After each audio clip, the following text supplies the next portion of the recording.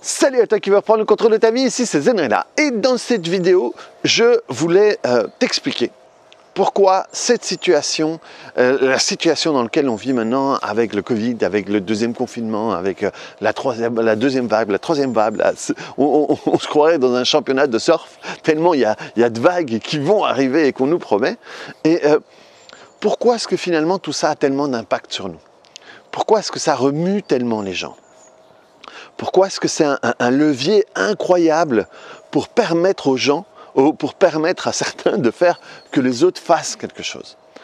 Et tu vas voir que c'est un processus qui va mélanger deux choses. Le premier processus, c'est que c'est un truc qui touche à ta sécurité. Et ça va te faire rentrer dans la peur du futur. Et donc, ta sécurité, c'est un des trucs les plus importants. C'est un des trucs qui va faire que tu vas réagir de la manière la plus forte. Et par exemple, si tu as vu les quelques vidéos que j'ai fait sur le poids dernièrement, j'expliquais que moi, quand j'ai fait la formation sur le poids que je propose, qui commence ce soir, j'explique que moi, je me suis rendu compte pourquoi est-ce que j'ai repris du poids quand il y a eu le premier confinement. Justement pour ce problème de sécurité. Et je pense que ce serait intéressant de se rendre compte, parce qu'il y a beaucoup de gens qui expliquent qu'ils ont pris du poids pendant le confinement, et ce serait intéressant de voir chez eux comment est-ce qu'ils ont vécu ça. Si c'était juste des vacances, c'était juste si, ou si il y a eu des questionnements sur le futur, sur comment ça allait être, sur ci, sur ça, sur machin. Et donc, le levier qui est utilisé par les médias et les politiques et tout ça, c'est le levier de la peur. Hein. On va vraiment faire les trucs. Quand on voit qu'il y avait une étude qui avait fait que le Covid avait pris sur les journaux 80 à 85% de l'espace du journal télévisé. Et donc, quand on parle tout le temps de ça, c'est compliqué de ne pas se sentir en insécurité. Parce que le mental de chacun va faire voilà, la suite, le machin et tout, selon les voix qu'on écoute, selon le courant qui est plus intéressant, hein, le courant des gens qui écoutent ce que disent le gouvernement et les spécialistes qui passent à la télé, les chroniqueurs à la télé. Tout d'un coup, on invite la dame qui fait la météo pour donner son avis sur le Covid-19, et le courant plutôt complotiste, machin, c'est faux, c'est pas vrai. Et finalement, les deux remuent dans la peur. L'un, c'est la peur de la gravité de ce qui est en place, et l'autre, c'est la peur de se faire avoir et de la gravité de ce qu'on veut nous infliger. Et donc, moi, ce que je te conseillerais, juste petit aparté par rapport à ça, ce que je te conseillerais, c'est quel que soit le côté qui t'intéresse et lequel tu décides de suivre, c'est l'utiliser comme une source d'information, et ensuite, à un moment, te recentrer et tapoter ou faire un travail sur toi pour éliminer la peur qui est connectée. Pour que toi, tu puisses, d'une certaine manière, avoir toutes tes frites dans le même sachet, comme on dit, pour éliminer l'émotion et pouvoir prendre des décisions qui soient plus justes pour toi. Et donc, ça, que ce soit l'un ou l'autre, tout d'un coup, ça va toucher à ton intégrité, ça va toucher à ta sécurité, et ça va te faire grossir, mais aussi, ça va faire que tu vas donner énormément d'importance à ça, tu vois. Il y a même, je parlais avec mon pote François, qui m'expliquait que son père a vécu la guerre, et il expliquait que, alors excuse-moi si je déforme un petit peu tes propos, mais la conclusion c'était que en réalité il avait moins peur à ce moment-là, et il se sentait plus, si pas plus libre, mais plus, voilà, c'était moins grave, quoi. Il y avait moins tout ça. Et donc ici, forcément, on est bombardé parce qu'on a de l'information qui vient de partout, il y a tout d'un coup ce truc des masques, il y a machin et tout, et donc on est constamment allumé, il y a des feux constamment qui s'allument par rapport à tout ça. Et donc, c'est ça qui a vraiment un impact sur ta sécurité. sur ce que tu sens. Et donc, voilà, ça allume vraiment tous les feux, tous les signaux à l'intérieur de toi. Donc, c'est vraiment important. C'est un peu comme, je sais pas moi, on donne toujours l'exemple du 11 septembre. La plupart des gens qui ont vécu le 11 septembre savent où est-ce qu'ils étaient à ce moment-là, qu'est-ce qu'ils faisaient à ce moment-là. Moi, je me souviens très bien, je revenais de la banque et quand j'ai entendu ça à la radio, je suis monté en courant à la maison pour allumer la télé et j'ai vu ça. Et le truc, c'est qu'à un moment là, tout d'un coup, c'est un truc super grave. C'est un truc super grave. Et dans ta tête, mais qu'est-ce qui va arriver après? Mais ça va être la guerre, ça va être le machin, et foum, c'est de nouveau l'instinct de sécurité. Et ensuite, il y a un truc qui va arriver derrière, c'est il y a 6 valeurs qui sont importantes pour nous, et il y en a une qui est très importante, mais qui à la fois peut être très destructrice, c'est le besoin d'avoir de la signification, d'avoir du sens, de laisser une trace. Et ça, ce besoin d'avoir de signification, c'est ce qui va générer toutes les engueulades entre ceux qui défendent un courant et ceux qui défendent l'autre, le défendre et le machin, et alors, pour avoir raison, ben, on va utiliser les vieilles tactiques, hein, ça veut dire à la fois argumenter les siens si c'est fait de manière, entre guillemets, plus ou moins intelligente, ou en tout cas ou détruire l'autre. Détruire l'autre, parce que si tu détruis l'autre, tout d'un coup, toi, tu es supérieur. Tu vois, c'est une expression que j'ai utilisée souvent, c'est qu'il y a 2 manières de construire la tour la plus haute de New York, de Paris, de n'importe où. Si moi, l'endroit où je suis, je veux construire le building le plus haut, j'ai 2 manières de le faire. Ou je construis le building le plus haut, ou je construis un building et je détruis tous ceux qui sont plus hauts que moi. Et donc, le fait de traiter le complotiste d'imbécile, d'ignorant, d'inculte, ou traiter, faudrait que je vois s'il y a un mot, l'inverse de complotiste, le croyaliste, je sais pas quoi, le traiter alors c'est quoi? Motruche. Hein, le mouton et l'autruche, d'imbéciles, mais quand est-ce qu'ils vont ouvrir les yeux? Quand est-ce qu'ils vont... Ce besoin de signification qui va être en détruisant l'autre, le problème c'est que dans ce moment-là, les deux deviennent dictateurs.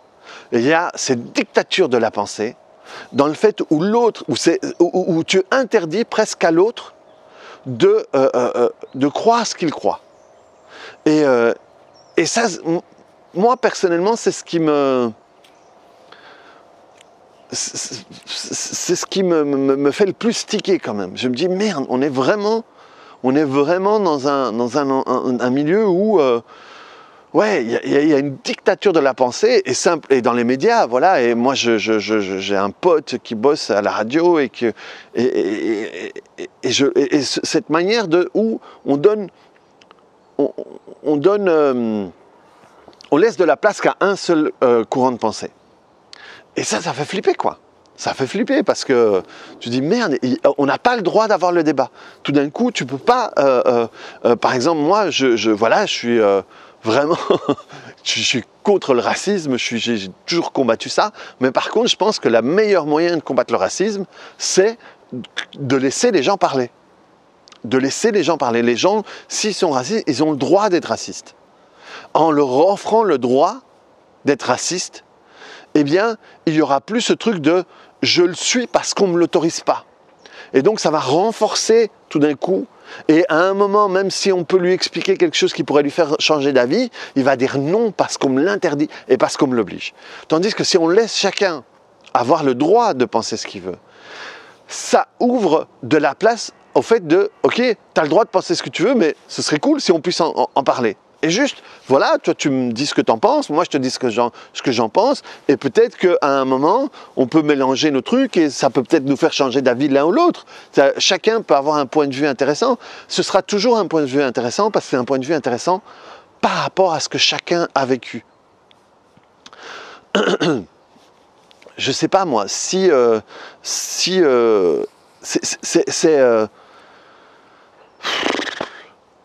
qu'est-ce que je pourrais expliquer?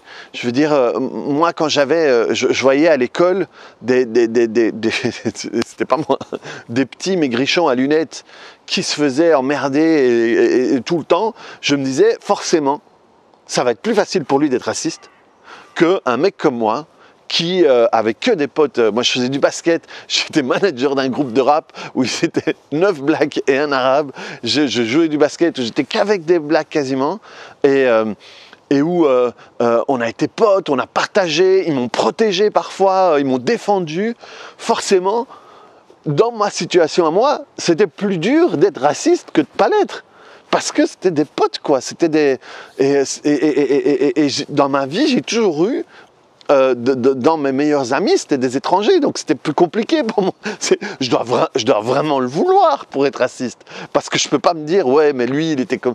Alors que si tu as eu que des mauvaises expériences, c'est plus facile, simplement. C'est pas bien, mais c'est plus facile. Si à un moment, tu as eu, je sais pas moi, tu as eu 10 événements, et de ces 10 événements, tu en as 9 qui sont mal passés, ben la conclusion que tu vas tirer, elle va être plus facile. Parce que simplement, c'est plus facile d'être con que de te forcer de penser intelligemment.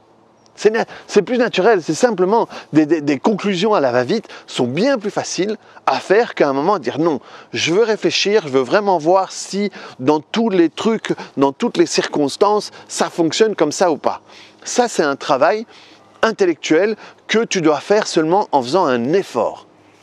Et vu qu'on est dans une société fast-food, où on nous prémâche tout, plus on va prémâcher, plus... Eh ben, le problème, c'est que le truc que tu manges va avoir le goût de la salive du gars qui te l'a prémâché. Et si les gens qui te les prémâchent ont des idées de merde, ben, ça va être plus facile pour toi d'avoir des idées de merde.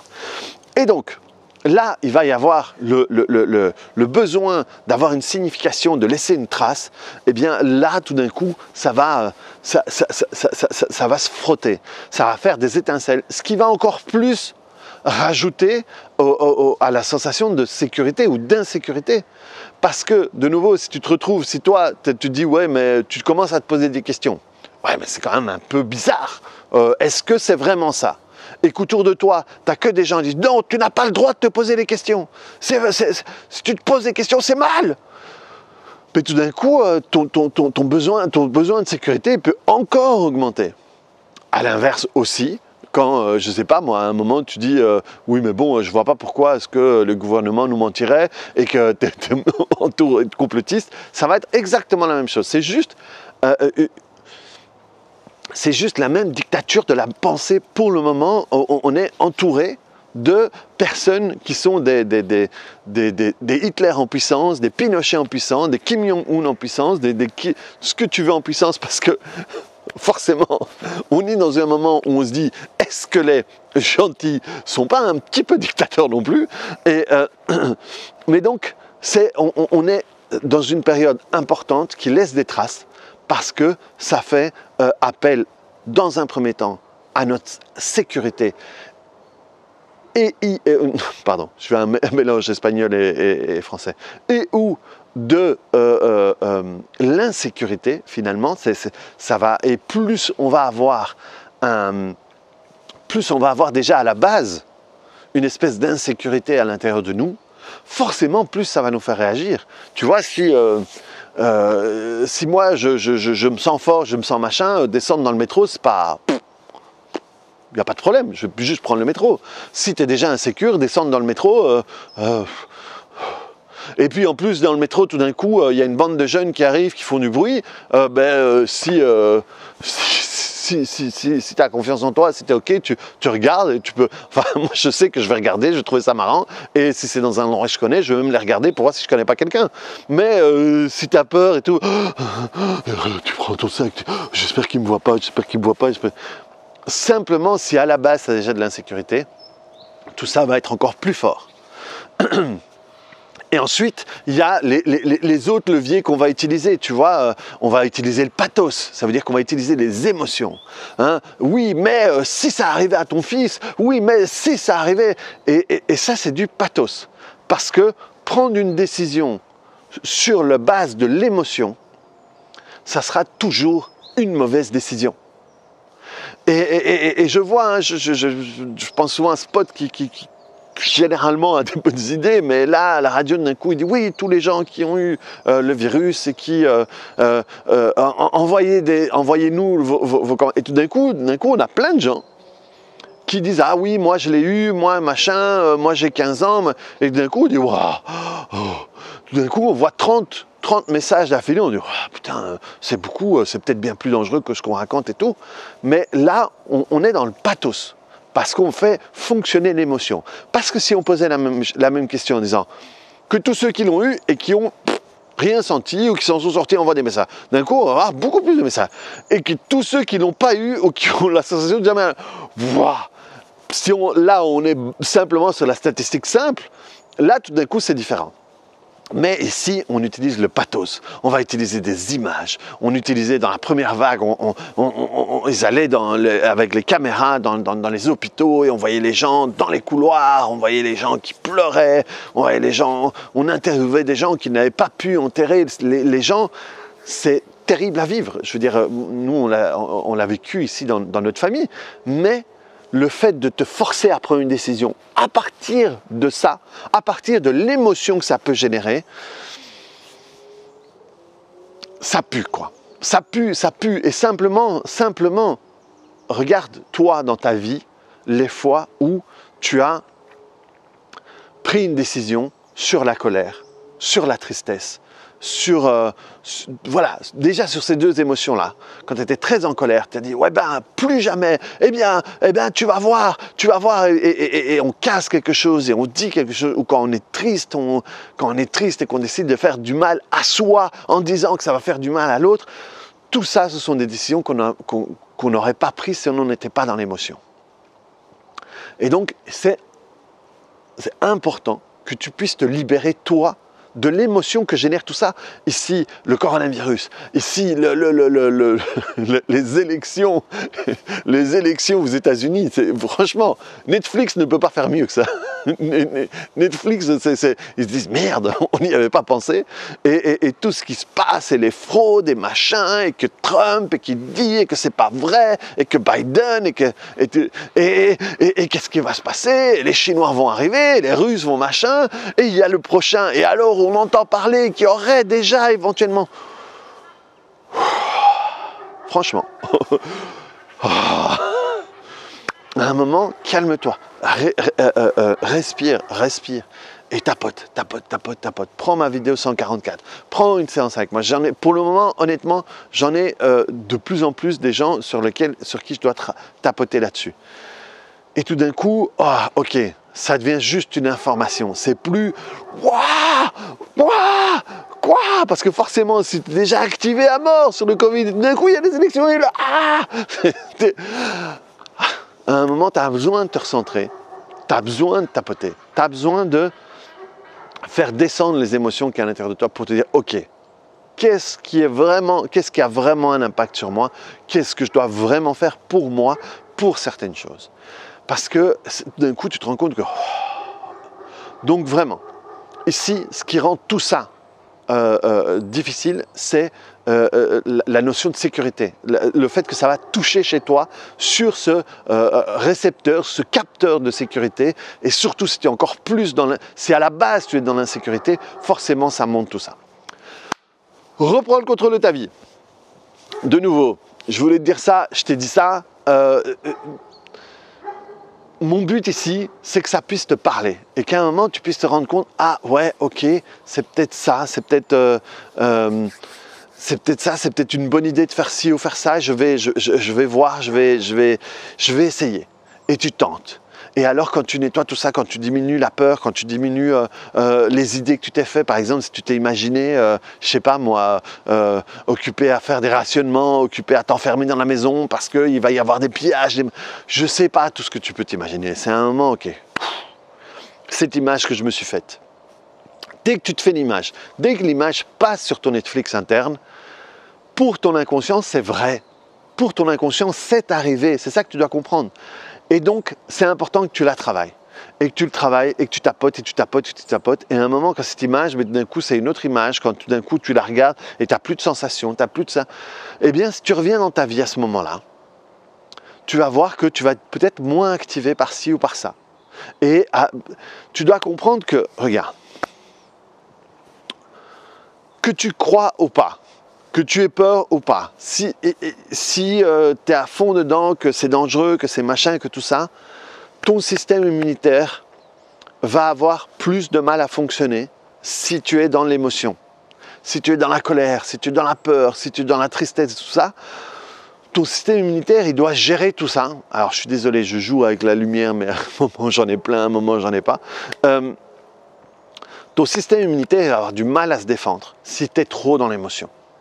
Et plus tu vas pouvoir baisser l'émotion, plus ton système immunitaire va pouvoir faire son boulot à lui, qui est le fait de ne pas se battre contre les virus, juste à un moment pouvoir garder toi un certain équilibre selon le vent. Tu vois, il y a du vent, et donc quand il y a du vent par là, il faut juste rééquilibrer pour être là-dedans. Et le but, c'est pas être comme ça et prendre tout ce qu'il y a autour. Non, non, non, c'est juste, ok, il y a du vent, ok, très bien, ok, je gère.